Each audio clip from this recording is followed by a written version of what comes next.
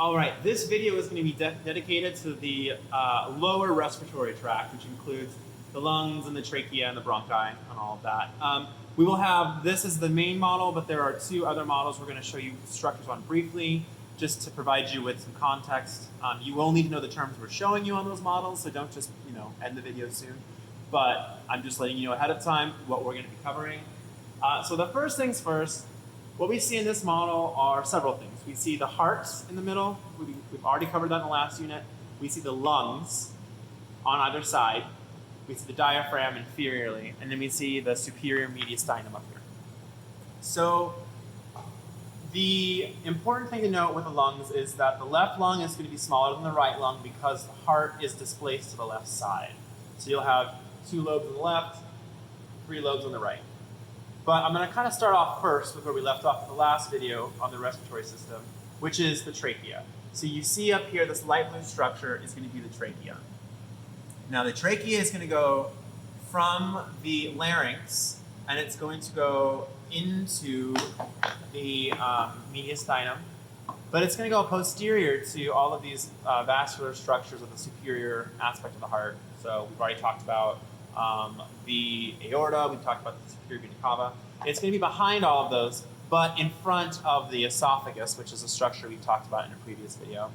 But you see this light blue structure of the trachea going inferiorly, and then it's branching off to go into the lungs, which are again on either side of the heart. So real fast, if we move over to a separate model, we can see the trachea is the structure up here.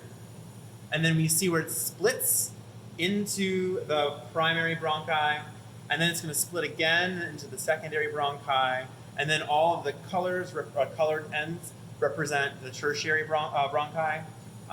And so what you see here is the pulmonary or bronchial tree. And that's where air is going to go in and do its thing. I'm sure Ms. Maller is going to teach you guys all about the physiology of the respiratory system, or at least the basic physiology when she goes over this. For lab though, just know those structures. Trachea, primary bronchi, secondary bronchi, which are these divisions here, and then all of the colored segments are going to be the tertiary bronchi.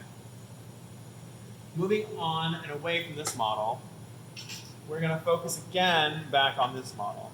So I've taken the heart out just for ease of presentation.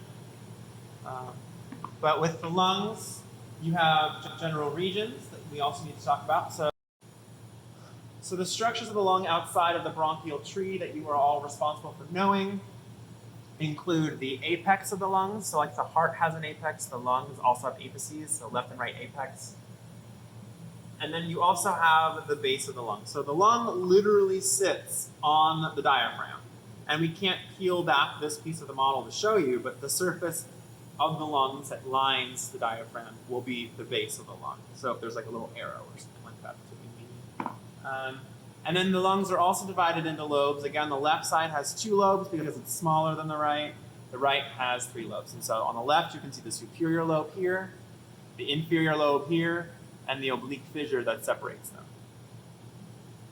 On the right, you can see the superior lobe here, the middle lobe here, and the inferior lobe here with the horizontal fissure, and then the oblique fissure. So again, the right side has a horizontal fissure, the left side does not, and that is because there are 3 lobes on the right and 2 lobes on the left. And then the last thing we need to show you will be the pleural tissue, the pleura. So you have the parietal and the visceral pleura. The visceral pleura will be literally stuck to the outer surface of the lungs, but in the torso model, this light blue surface here you can see is actually demonstrating to you the parietal pleura. And on this side, you can actually see, if you look carefully, where the parietal pleura, which is this lower blue line, separates from the visceral pleura, which is this upper blue line. So you have diaphragm muscle, you have the parietal pleura, and then you have the visceral pleura.